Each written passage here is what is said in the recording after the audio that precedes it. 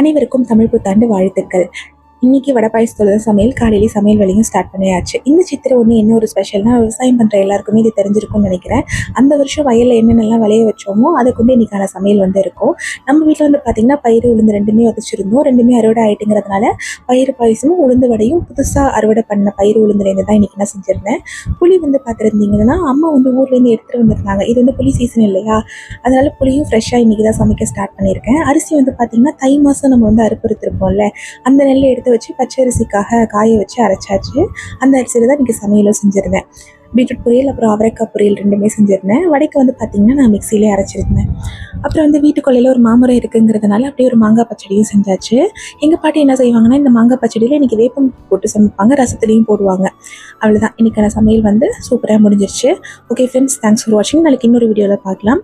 இந்த சேனல் உங்களுக்கு பிடிச்சிருந்துச்சுன்னா மறக்காமல் சப்ஸ்கிரைப் பண்ணுங்கள்.